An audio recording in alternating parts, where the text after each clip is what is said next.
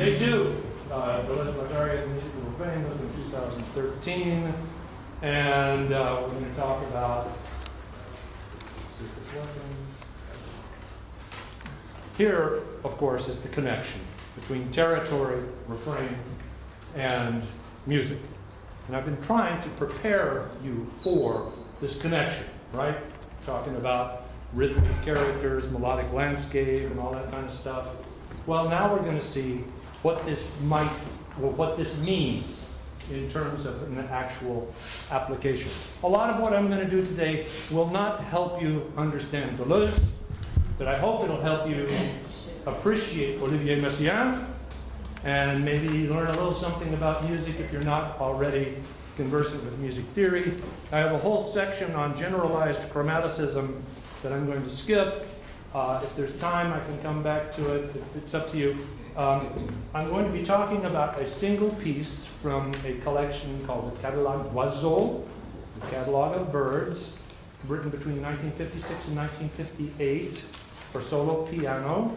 It's in 7 books. They're not real thick, but it's a very substantial composition. And we're going to be looking at Book 1, Piece 3, La Mer Bleue. And when I read that, I thought, what the? I never heard of that word. Fortunately, there's a guy named Robert Sherlock Johnson who has done the work of going through all the birds Messiaen ever mentions, giving their English equivalent and giving their scientific name as well. So my day was saved. I didn't have to go and look all this stuff up. Okay, so keep in mind, all the way through, music is a creative, active operation. So it's a doing, and they're agencement, not a thing already agencé. Okay, consists in deterritorializing the ritournelle. Okay, so Olivier Messiaen and the Coming Bird is really sort of my real type. And I think it is not hard to make the argument that Olivier Messiaen is the most important composer cited in Neo-Plateau. And I hope you'll agree with me by the time we're done. Okay. Now, what about it? Well, 1908, 1992, I have a few biographical details I'll give you. But first, I'm going to start with what I came on this on the web. I've never seen it before. His mother, Cécile Sauvage, was apparently a fairly well-known poet. And when she was pregnant with Olivier, she wrote this poem, L'âme en bouillon. And maybe I'll make Jean-Sébastien read it, this little poem for you. French, okay. Je souffre d'un lointain musical que j'ignore. Voici tout l'Orient qui chante dans mon être avec ses oiseaux bleus, avec ses papillons. Je porte en moi l'amour des choses mystérieuses et merveilleuses. And this is a rough translation. I suffer from an unknown, distant music. All the Orient is singing here within me with its bluebirds, with its butterflies. I carry within me the love of mysterious and marvelous things. Well, by the time you're done with this, you should see this is, she knew who was in her womb. He was a devout Catholic, quite a mystic. And in some of the earlier music, it's just very interesting. He talks about a divine body and says, and talks about how you would be like sort of like Elastic Man, you know. You could occupy huge amounts of territory and then you could swing down once you get into your celestial body. So, you know, he was orthodox in his practice, but he was out there in many other ways. Okay, so the next clip here, portrait of him. I don't know what the date of that one is. He's at the keyboard. He taught himself how to play the piano and entered the Conservatoire de Paris at the age of 11. At the age of 15, he started winning his prizes. He won prizes in composition, in counterpoint, which I mentioned before, and a few others. And then here he is as he's getting older. That's midlife, towards the end of his life. He was a crucially important figure in modern music, I think. And here we have him at the organ in 1930. Well, this is sometime during his stay there. extraordinary. Église de la Sainte Trinité. It's an interesting, pretty nice organ if you've ever been there. But he was organist until his death, which is pretty much, I don't know, what is it, 40, 50 years, whatever it is. 60 years, and he would play every Sunday. And he was an extraordinary virtuoso on the organ. One thing I wanted to say about that is I read that in 1927 he began studying the organ with his teacher, I think it was Marcel Dupré. And apparently he looked at the organ very carefully at the first lesson. If you play the piano and you've tried to play the organ, you know once you add the feet, it gets really hard. You know, that's where I just gave up immediately. But apparently he looked at it, and I want to get the detail correct, and then the next week came back and played an acceptable version of Bach's Fantasia in C minor, the Fantasia and Fugue for organ. And I've got a YouTube clip to it if you ever want to go to it. It starts off, it's a slow tempo, but halfway through you're thinking, how can somebody in 1 week be able to play this thing? Because it's got footwork that's going don't. So, anyway, enough of that. He married a woman named Claire Deleuze in 1932. She was a very gifted violinist. They had a child together in 1937. During World War II, she had an operation which went bad. I don't know what happened, but she started having severe memory loss. Very soon, she was institutionalized in a sanitarium. And when she died in 1959, 2 years later, he married his second wife, Yvonne Loriot. And she was an extraordinary pianist, one of his students, and she performed most of the premieres of his piano works for the rest of his life. And here they are out doing some ornithological work. Messiaen was fascinated by birds, and that's what we're going to get to. He didn't use a tape recorder. He said he didn't believe in that. He would take notes and score the birds. And he said that he knew very intimately about 100 bird songs. He could probably recognize 500 or so. He traveled to all continents. One of his last compositions is From the Canyons to the Stars. And it was written after he went to Bryce Canyon in the United States and heard these new birds. And he was thinking about temporal schemes and all this stuff. So here he is out doing some more field work. Here are a few of his students. He had tons of students. I just thought I'd throw out a few names that you might recognize. On Friday, I'm going to talk especially about Pierre Boulez and Karl-Heinz Stockhausen. They were very much taken with the experimental aspect of his teaching. He was apparently an extraordinary teacher, however. And Michel Fano, I don't know if you've heard of him or not. He's an important French composer. Did some work with Alain Robbe-Grillet and making some of the films. Quincy Jones, you might have heard of him. You know, he's a genius, the genius producer behind Michael Jackson's Bad and what is it? What's the other one? This one. Thriller? Thriller, yeah. And to my mind, he's the reason Michael Jackson was famous. Because he did the arrangements. And really, it's all in the arrangements. He's an incredible genius.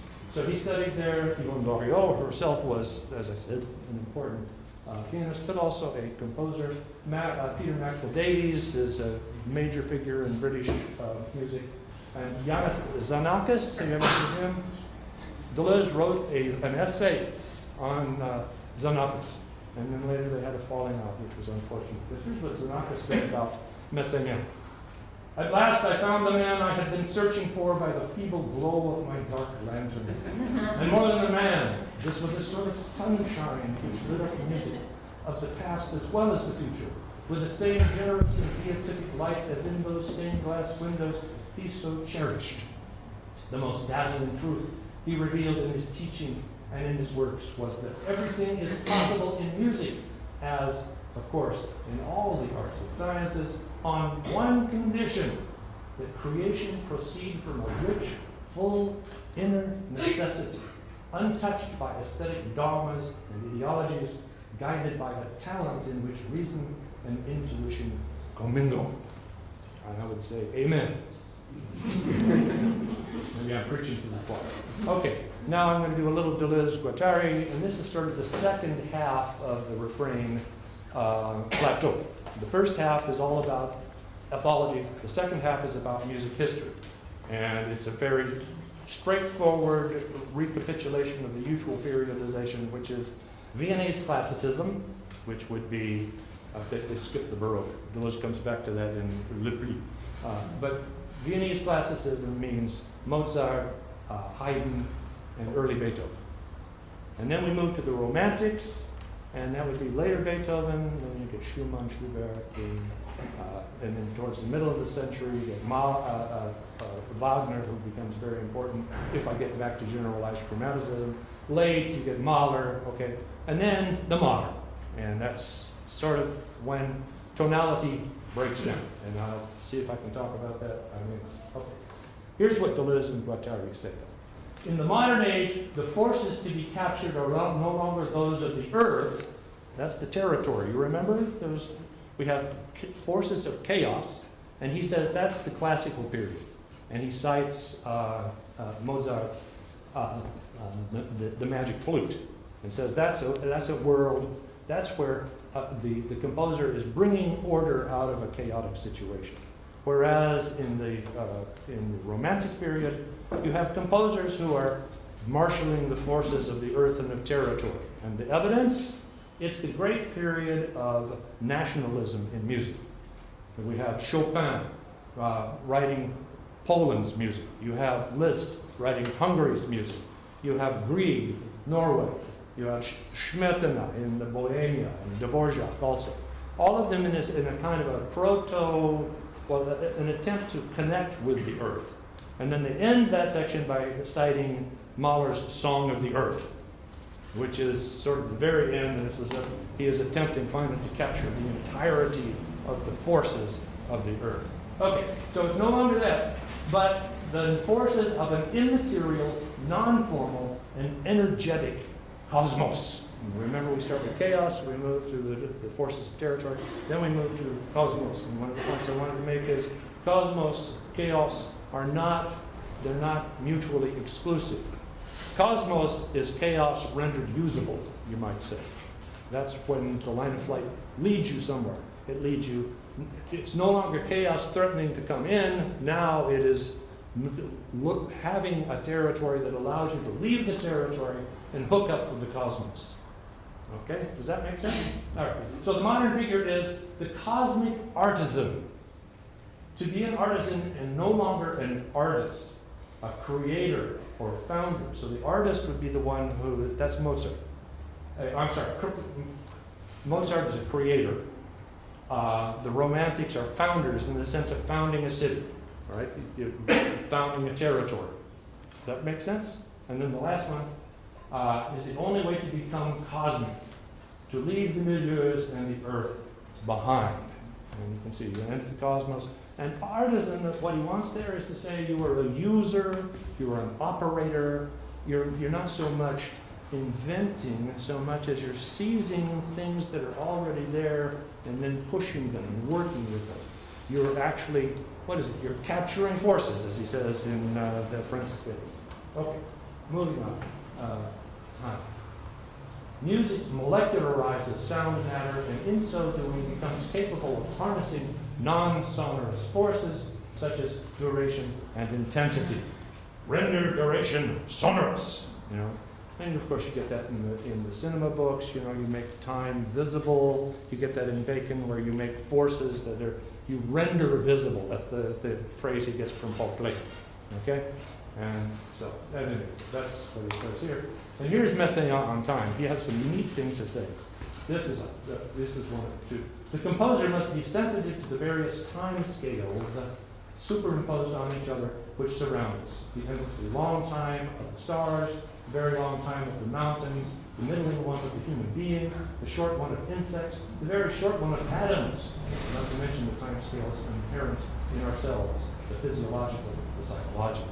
So you can see Messiaen, he knows about this molecular, sort of, and the temporal aspect. By means of his rhythms, the composer can chop up time here and there, and can even put it together again in the reverse order, a little as though he were going for a walk through different points of time, or as though he were amassing the future by turning to the past, in the process of which his memory of the past becomes transformed into a memory of the future. Doesn't that sound sort of Deleuzian to you? Doesn't it? Okay, rhythm and meter. We already talked about that. And I said, Deleuze didn't get the idea entirely from Messiaen, but he does cite Messiaen. Messiaen, rhythm and meter. Rhythmic music, he says, is music that scorns repetition, straightforwardness, and equal divisions. In short, it's music inspired by the movements of nature, movements of free and unequal distributions. So, we're messing up regular meter is the antithesis of rhythm. As he said, people say, I love rhythmic music, I love marches. He says that's the opposite of rhythm. That's meter with a vengeance. He also didn't like jazz, but he hadn't heard good jazz. So, suppose, and I love this. He says rhythm is the change of number and duration. Very interesting definition that a smart person could spend a long time on. I'm not able. Suppose that there were a single beat in all the universe. This is really a neat myth, you might say. Right? One beat with eternity before it and eternity after it, before and an after. That is, that is the birth of time. So time is that mark in eternity. And then, important, since any beat is, imagine then almost immediately a second beat. So we have boom, boom. So since any beat is prolonged by the silence which follows it, it was, wasn't it? When I went boom, boom. Yeah, okay. The second beat will be longer than the first. Another number, another duration. You said number and duration is his definition. That is the birth of rhythm. I think that's extraordinary. And if you can keep that in your head, you might understand rhythm. So, I don't know how much time I should spend here. Messiaen wrote about 150-page book called the Language of My Musical Practice. He then later came out with 7 volumes, 2,000 pages of stuff about what his musical practice is. I have not read that. They're huge, heavy volumes. In fact, volume 7 is in 3 tomes. And that's where the birds are. I just gave it. But at any rate, the short stuff is understandable. And here he talks about one of his interests, which is what he calls added value. And here I was lazy. I just took a little snippet out of a book I wrote. I'll try to, this is the example he gives of what added value is. And then you have to start at and added at the top line. Okay? An added value, as Messiaen defines it in his Technique du mot langage musical, the quote is, a short value added to any rhythm whatsoever, whether by a note or by a rest or by the dot. That is, if you have a dotted half note, it becomes 3 beats instead of 2. Okay? To illustrate the 3 ways in which values may be added, Messiaen provides the following 4 examples. Example 1 is bum, bum, bum, bum, bum, bum, bum. Okay, that would be A. Bum, bum, bum, bum. Okay. 3 measures, example 1, labeled A, B, and C, are the conventional units of which values, or to which values are added. In example 2, measure A is modified by an added note. You know, bum, bum, bum, bum, bum, bum. Okay, so I had added one. And I didn't do that part right. Bum, bum, bum, bum, bum, bum, bum, bum, bum, bum, bum, bum. I'm not good at this. Okay, but at any rate, the other examples do the same kind of thing. And what happens is a regular meter, like 4/4 or whatever, ends up being all sorts of complex stuff. So the first example becomes, let's see, the first example becomes 3/4. The second one becomes, no, I got it wrong. It is in 3/4, the other's 2/4. And that just means 3 beats to the measure, the quarter note gets the beat. 2/4 means 2 to the beat, 2 beats to the measure, and that's the line between And there are, the quarter note needs to be, and then 12/8, that just means you've got 12 beats in the eighth note, which is the line with the little hook on the little flag, okay? And then when you change it, it comes out 13/16, 5/16, and 25/16. And if you put a score in front of somebody who's a medium level student and say, okay, now start playing in 25/16, they would be, what the, you know, this is way too hard. Okay, so he says that's one of the things he likes to do, to force rhythm into meter. And it's one of his practices. We'll see that's why it's important a little later. And then another one he liked is what he calls non-retrogradable rhythms. And this is part of the charm of impossibilities he talks about. It's a real simple idea. Retrograde means to play it backwards. And in essence, it's a palindrome. In other words, the same rhythm forward is the same rhythm backward. And this example that he gives, what's interesting is A, bracket, is the same as B. So it's not just that it goes forward and backwards, but they also can overlap one another. And he plays with this, and here's an example where he is using the rhythms of Indian music, and in this piece called Katyodaya, which is incredibly complex. This is the sort of the map of how he expands it. And as you'll see, these are all symmetrical. They're just getting more and more expanded, and that's what we mean by non-retrogradable. And for me, what it is it's a way of introducing, in a weird way, a kind of timeless time, because it's reversible, right? And I think that's part of what he likes. And he also likes it that it's one of those things that is impossible to do. You cannot retrograde it. So I'll skip that. Rhythmic characters, personnage, rythmique. Now this is something Deleuze and Guattari definitely get from Messiaen. And here's the quote. And I don't remember if they quote this passage or not, but he goes, let's imagine a scene in a play in which we place three characters.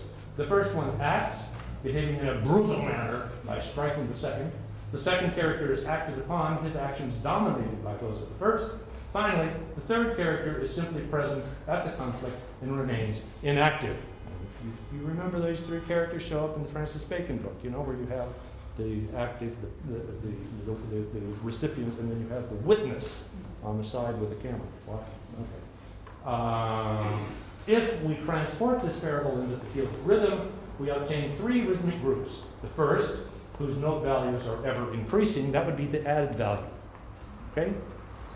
The second is the character who attacks. The second, whose note values decrease, and that would be just taking away something, right? And that's one of the compositional techniques he does, would be the character who is attacked. And the third, whose note values never change, is the character who doesn't move. So personnage rythmique, to me, when Deleuze later gets down to personnage conceptuel, I think he must have had this in the back of his head. So, very good. There we go. Greek and Indian rhythms. This does bear on A Thousand Plateaus. In, I think it's either the second page or the third page of the refrain, Deleuze and Guattari say that in music is always territorial. You remember it says that that's what the nomos, that it always belongs to a specific place. And they say the Greek modes, the Indian rhythms are all regional. And where'd they get the Greek modes and the Indian rhythms? They got them right out of Messiaen, who experimented with these things. Okay, back one. Okay, Indian rhythms, Messiaen encountered Indian rhythm for the first time as a student after Lavignac published the table of 120 décitales in his Encyclopédie de la musique et dictionnaire du conservatoire as part of an article on Indian music in 1924. So that's when he got into this stuff. Shan Galera, a 13th century Indian musician, listed these rhythms in his treatise, Samgitara Nakada, Ocean of Music. The word deci tala is derived from tala, rhythm, and regional. In other words, rhythms from different regions.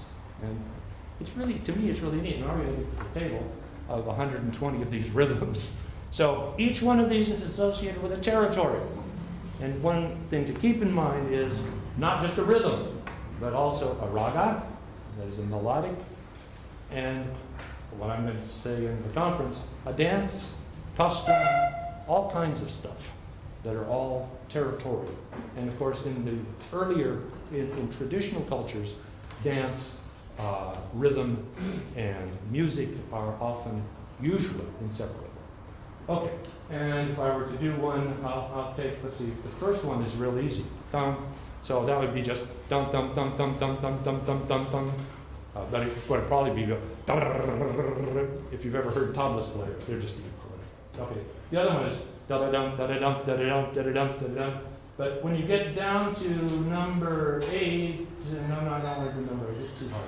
Number 6, that would be essentially bum bum bum bum bum bum bum bum bum. It's an 11 beats, and that does all right. So if you imagine combining that with one of those others up there, so you're going bum bum bum bum bum bum bum bum bum.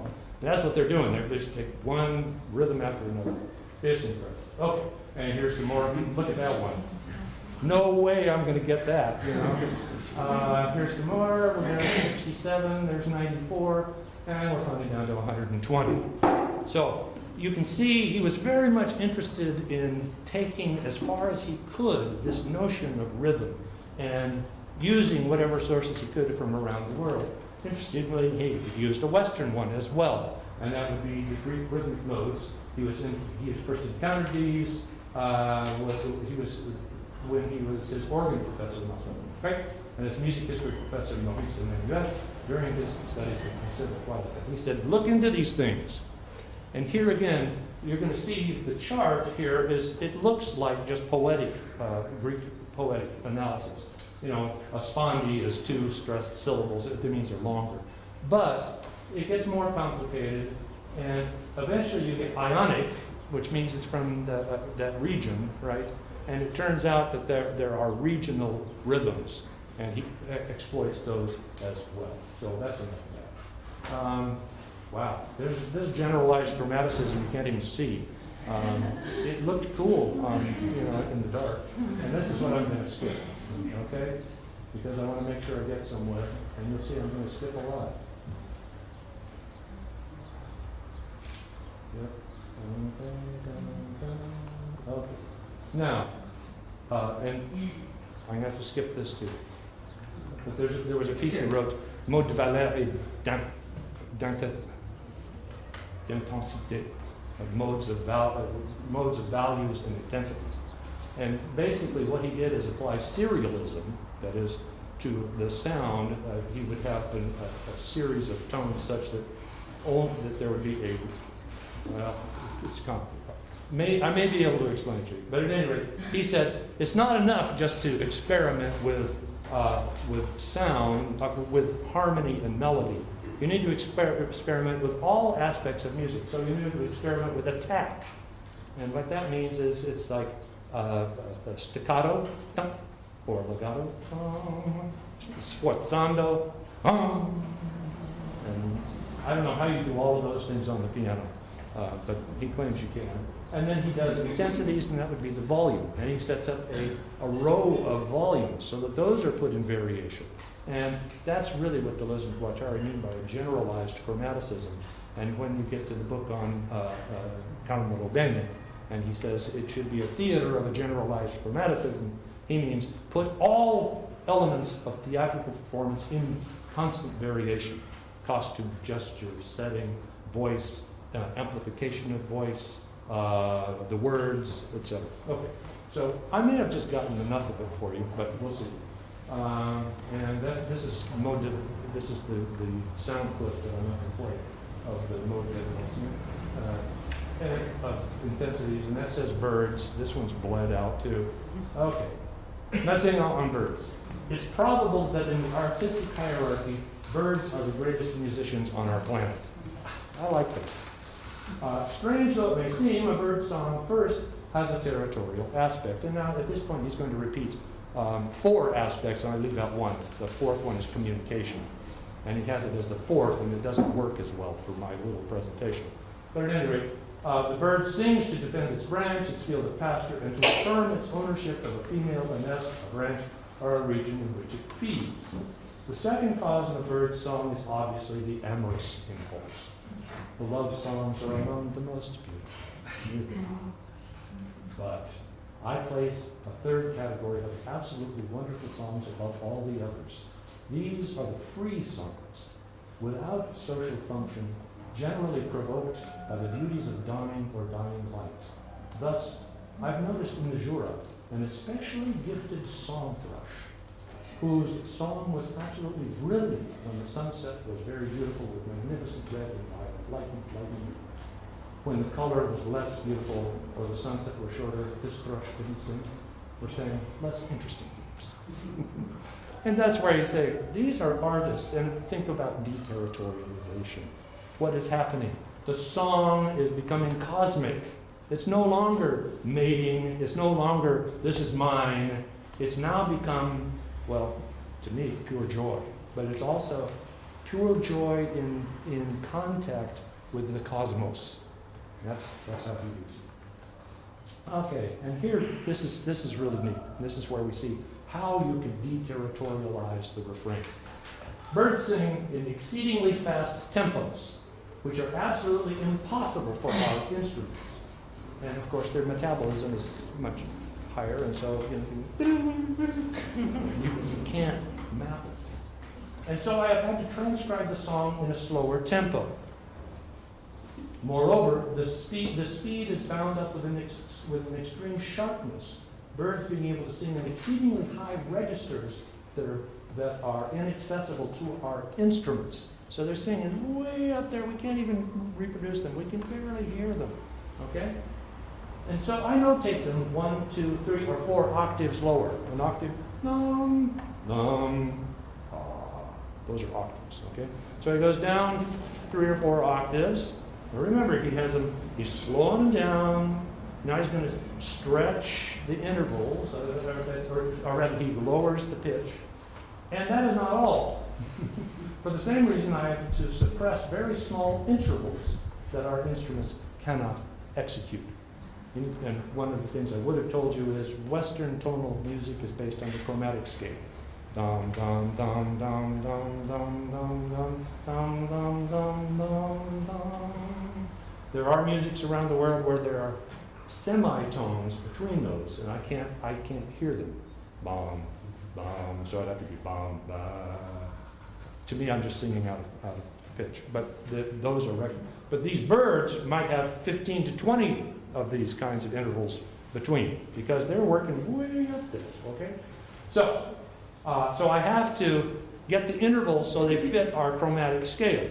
Okay, so what do we got? We take something, we stretch out the time, we lower it. Now we're stretching the intervals so they'll fit, or rather, I guess this way, so they'll fit our chromatic scale. I replace these intervals at the order of a comma or 2 by semitones. That's British language for musical stuff.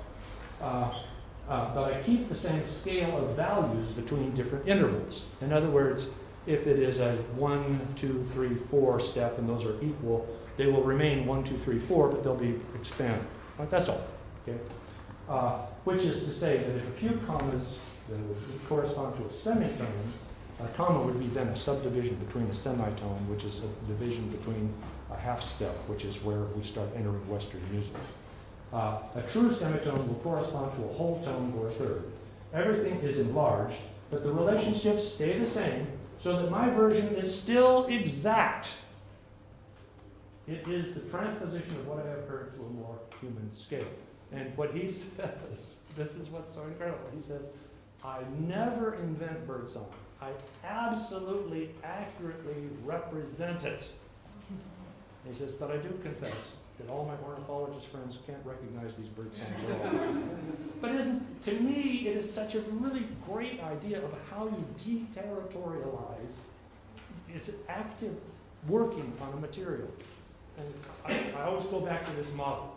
To me, this is brilliant, and it helps me to understand how music could be really not just in some kind of fantasy way, a deterritorialization of something out there, and a cosmic operator, an artisan. Okay. So now that says Olivier Messiaen, so 1956 and 1958, book 1, number 3, La Mer Bleue. And here are the primary motifs. And now we're entering the zone where we have to see if I can manage this clicker. What I did is I isolated all the, what's really great about this score is he labels the different motifs according to a prose description that you have in front of you there. And it is clearly a melodic landscape. Here we go. See if I got it right. Okay, and I got to move this thing down here and then click twice. This is the Blue Rock Thrush, which is off to the right. It says Mer Bleu. Over there, that's the water. And you won't hear that. You'll just hear this.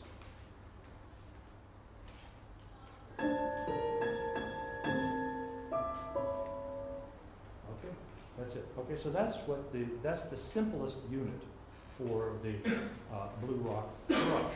Now we move to the next one. This is Swifts. And that would be the Matinée Noire. Nope, got the wrong. Okay, which one is it? No, wrong. Okay. See, I gotta do this so I can do.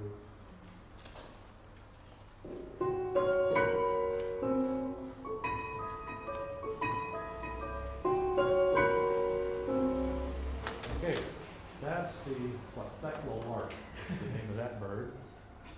Cochlear de Thecla. All right, the next one, these are the cliffs. They have a motif too, okay?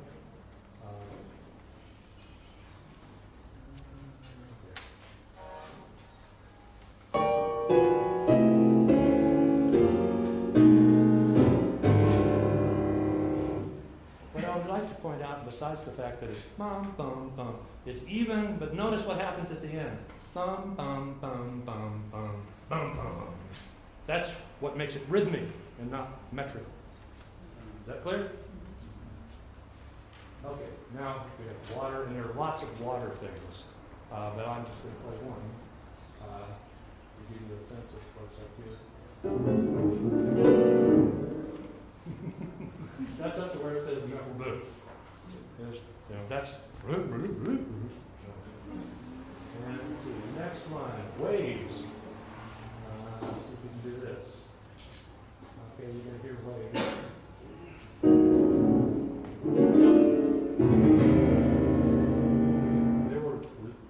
They vibe, and then they're furious, right? And or you're furious, or something. Let's see, okay, and here's the blue sea. This is my favorite motif. And if you look at your schema with the boxes at the bottom, that says form. Not the what there are boxes at the top, but the bottom of the sheet on the back side. I think it's labeled form. Is it? Yeah. Okay. This is Robert Sherlaw Johnson's analysis, and C is this motif. It's one of my favorite motifs in music. And I'm trying to remember if I've got this one first. And it starts right there. Très long. En mieux et en okay.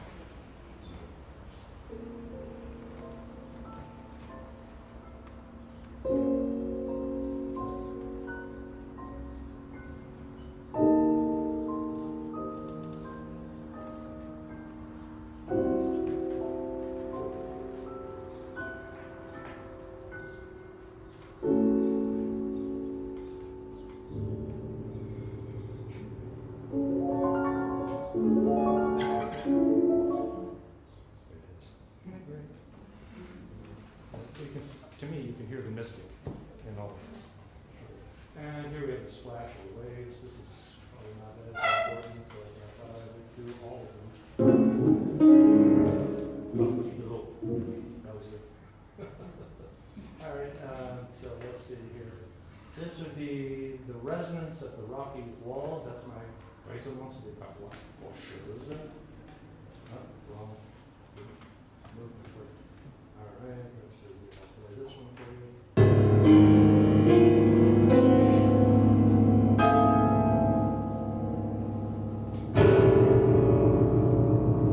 This goes on forever. I cut it. It just. Okay. Next one up, echo of the rocks, swirling resonance. Echo de rocher, résonance tournoyante. I guess that's my best. If somebody has a better translation.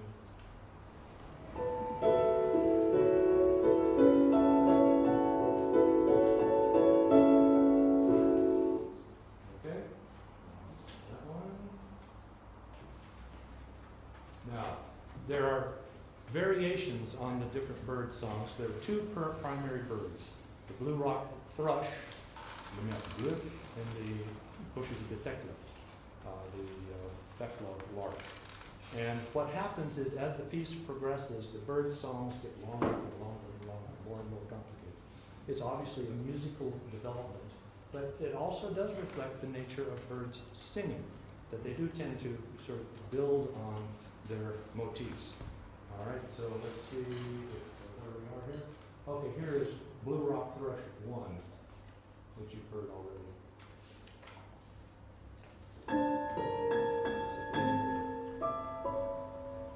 Okay, now Blue Rock Thrush 2. A little bit longer.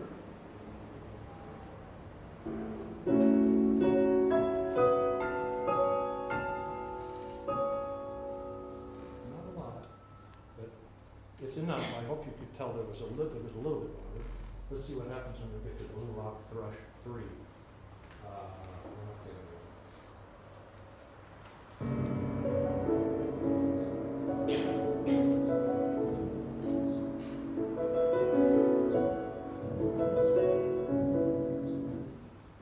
It doesn't even sound quite like the same song, but the point, of course, is that the Blue Rock Thrush is a gifted musician.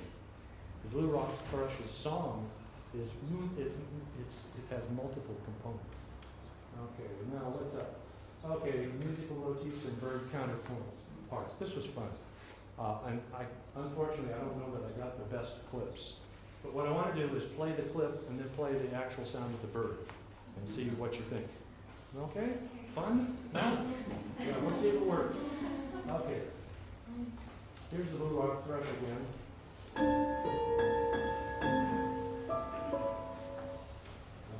now let's see if I can get the bird to work.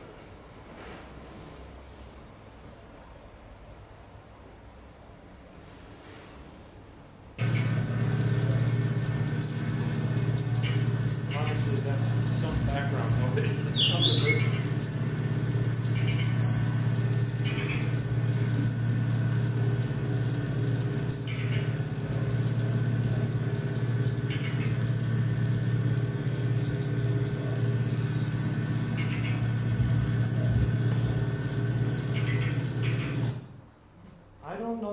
Recognized that in the music. Okay, let's try another example. Okay, this is the Thekla lark. You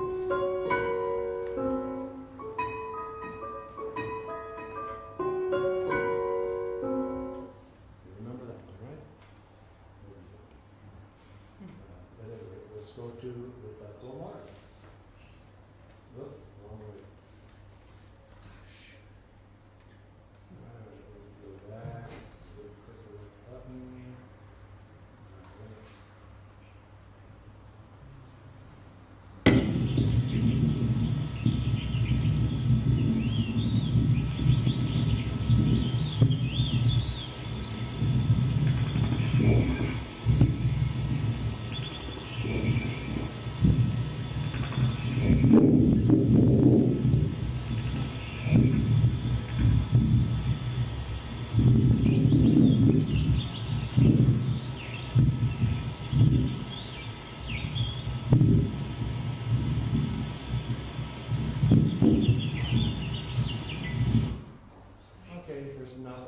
I can't say anything there, but Messiaen does. Okay, now let's see if we can get this one to go. This is the only one that for me works. These are good enough for the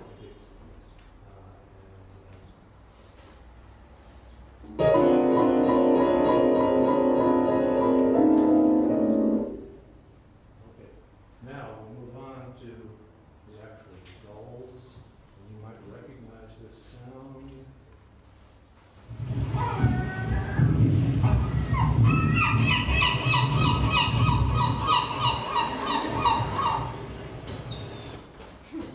No?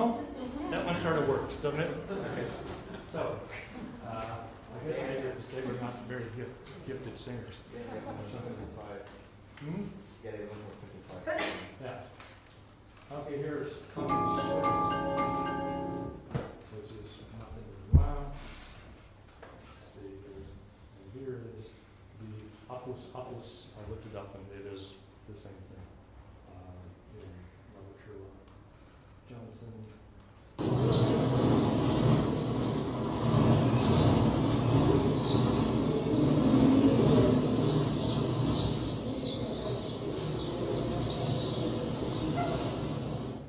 Well, I hope I'm not making too much about there not being there. But Messiaen sees them as being there. And maybe if I had the ear of a musician as great as Messiaen, and we had better recordings, I could hear those things, those micro intervals, those fast little things, and see how he could stretch them out and how they make sense. The piece is preceded by a prose passage. All of the pieces in Catalogue Oiseau have this passage, and I've asked Jean-Sébastien to read this passage for you all. Haute voix. Oui. Sorry for the unpoetic tone.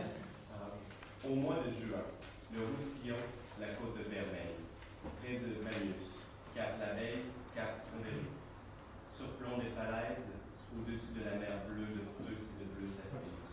Prix des martinets noirs, clapotis de l'eau. Les caps s'allongent dans la mer comme des crocodiles. Dans une onctuosité de rochers qui fait écho, le merle bleu chante. Il est de notre bleu que la mer, bleu violacé, ardoisé, satiné, bleu noir. Presque exotique, rappelant les musiques balinaises, son chant se mêle au bruit des vagues. On entend aussi les cochevilles de Thécla qui papillonnent dans le ciel au-dessus des vignobles et du romarin. Les goélands enchantés hurlent au loin de la mer. Les falaises sont terribles, l'eau vient mourir à leurs pieds dans les souvenirs du merle. Okay. And here's my pathetic translation. And if I've made mistakes, you let me know. But here we go. June, Roussillon, la côte vermeille, Cap l'Abeille, Cap Condelis. Overhang of the cliffs, surplomb, that's hard to translate. Of the cliffs above the Prussian blue and sapphire blue of the sea. Cries of the swifts, splashing of the water. The capes extend into the sea like crocodiles. In a deep, echoing rock cavity, that was hard to translate. The blue rock thrush sings. It is of a blue unlike the sea, a purplish blue, slate-colored, satiny, blue black. Almost exotic, recalling Balinese music, its song blends with the noise of the waves. One also hears the Thekla lark, which flutters above the vineyards and the rosewood. The herring gulls shriek in the distance, above the sea, the cliffs are terrible. The water dies away at their feet in the reminiscent souvenir. I didn't want memory, and I didn't want remembrance. I think reminiscence maybe the souvenir of the blue rock thrush. Okay, so that's what you have. There's lots of interesting stuff to do. And I want those of you at a literary event, after we're done, to do some literary analysis of this text. And those who don't have can join in too. This is going to be a group project. Involve your students. All right. At any rate, this is the region of Languedoc-Roussillon. It's along, there's Marseille. So you know where we are, right? We're on the southeastern coast of France. And the next one is the vin. Only reason was because it was the only place I could find Bagnus down here. But remember, he says that the spectral lark is flying over the vineyards and the rosemary. Something I need to mention. Messiaen, when he heard sounds, saw colors. His belief was that we all do. And he thought that it was just we had suppressed this. And there have been lots of studies about sound, color association. And I think the research is pretty clear. It's a small percentage of the population that actually has that ability. And that Messiaen was wrong, but he was one who did. So all those color words for him are not just gratuitous. In fact, he would say about a composer, how could he put that brown next to that pink? It's just disgusting. It's so ugly. And a whole lot of what he was. Oh, one last thing I didn't mention that he says about rendering the birds. Remember, he has the, high, it's real fast, so he has to slow it down. It's real high, so he has to lower it. It's got micro intervals, so he has to make the intervals larger. The last thing he also says, and this is somewhere else, is you have to render timbre. By timbre, it means sound quality. In music, all it means is the voice is different from of a violin or of a clarinet. You recognize them as having a different kind of a sound quality. And he says, when I'm writing these pieces for piano, the piano it's not like an organ. You know, the organ, you have the flute stop, you have the other, you could do those kinds of approximations, but on a piano, you're just stuck with the sound. And so he says, what I do is I substitute chords for timbre, which is an extraordinary thing. And so for him, when you hear those notes that sound sort of discordant or halfway towards tonality or not, that's his way of rendering the timbre of the birds. And it is what's guiding him in his practice. Okay, I couldn't get real high resolution things of these places, but this is the Capelé. Here's another view. Do they look like crocodiles? Capes going on. And here's the Capelé. Those are all right along that region. Okay. So, and then this is where we get to the Robert Sherlock Johnson. His analysis, he wrote a whole book on Messiaen. He also studied with Messiaen. He's a gifted composer as well as a music theorist and critic. It's a brilliant book. And I just took his analysis of the work from his book. And in preface to the study of the Catalogue de l'Oiseau, he takes the entire catalog, all the works, and then classifies them in different groups. So we have group 1A, characteristic, short calls, homophonic, and dissonant. That is a single, and usually atonal. So group 1A is usually atonal, which means that it doesn't fit into major or minor scales. Okay? And then we go on to group B, 1B, group 2, group 3A, group 3B, 4A, 4B. And what he's trying to point out is there is a system, a musical system, to Messiaen's encounter with birds that allows him to form a kind of bird music world that is neither the birds nor the music. What is it that we have a delineation between two things such that neither one emerges? That's what Deleuze would say about the way in which becoming in music happens. You don't imitate a bird. If you and the bird become different such that something else comes out between them. And of course, it's this bird world music thing, kind of like the zoo. Incidentally, one of the things I find striking about Messiaen, he doesn't think about his music in terms of number of pages or anything. It's strictly how long it is. He said, well, that was an hour and 20 minutes. And then this other piece was 2 hours and 50 minutes or whatever. Which I never thought about thinking about your composition strictly in terms of how long they perform. And this one is like an hour and 30 minutes, the whole of the Cadillac Reserve. So, Messiaen himself used musical modes rather than, he used major and minor scales. Dum dum dum dum dum dum dum dum dum dum dum dum dum dum dum or dum dum dum dum dum dum dum. And the third one, dum dum dum dum dum dum. I'm sorry, dum dum dum dum dum dum dum dum dum. That's different coming down. It's called melodic mode. But he uses modal music, and actually you've heard it. Much of Chinese music is modal and it's on a pentatonal scale. Dum dum dum dum. There's dum dum dum dum dum dum dum dum dum dum.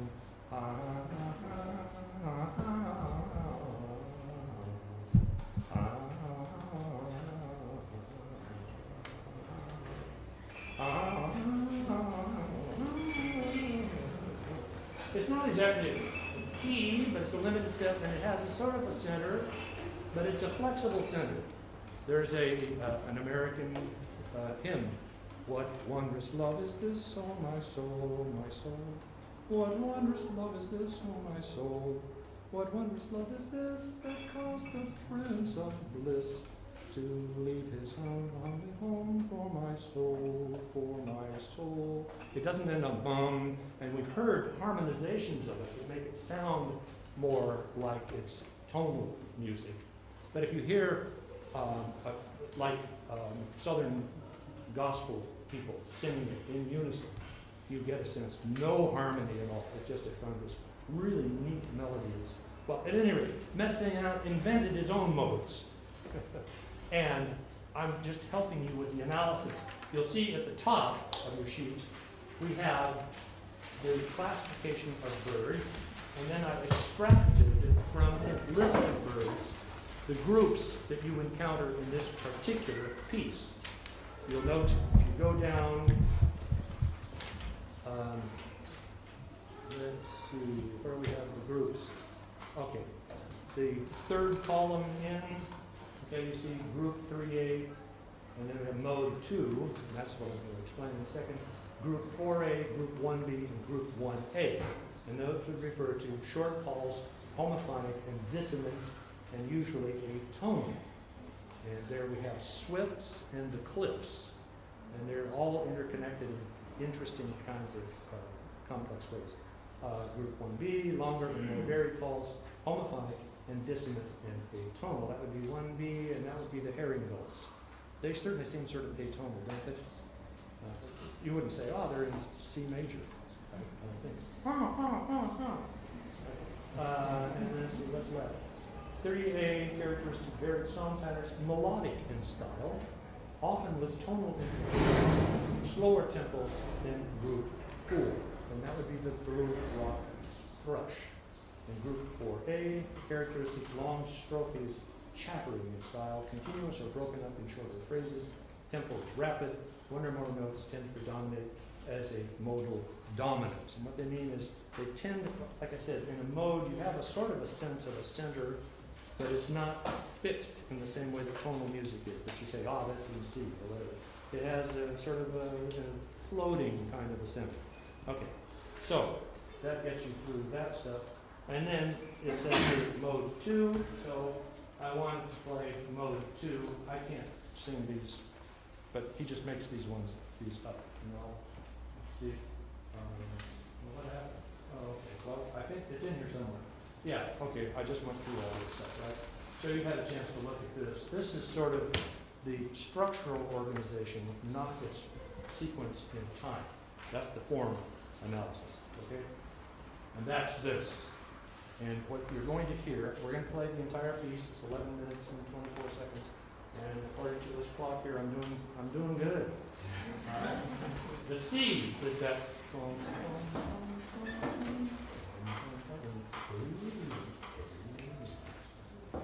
You'll note also we have a very short introduction, a contrasting section, the refrain. Second couplet, the refrain. Third couplet, look how long that is. That's going to be a kind of dual between the feckled lark and the blue rock thrush. And that's where it just becomes fiendishly difficult, technically. I just don't understand how anybody can play these things. But, I'm not a very good musician. So. Okay, but I did do my best to, with primitive equipment at home, come up with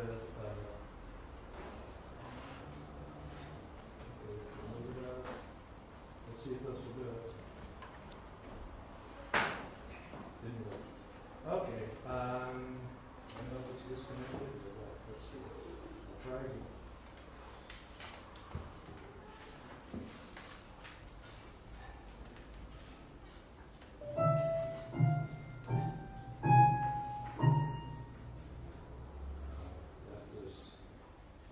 Not the beginning. That was the last part of it. Well, good enough. At any rate, it's sort of weird, but that's the mode that he's using. And I was hoping to do more better, but I didn't. Okay, now we're ready for the whole thing. And I had to get help with this. It's not easy to sync up the score with the music, but I'm hoping you'll be able to follow along. You now know what the motifs are. You see the labels. And I hope that as we play this piece, you'll get a sense of what Messiaen is doing, okay?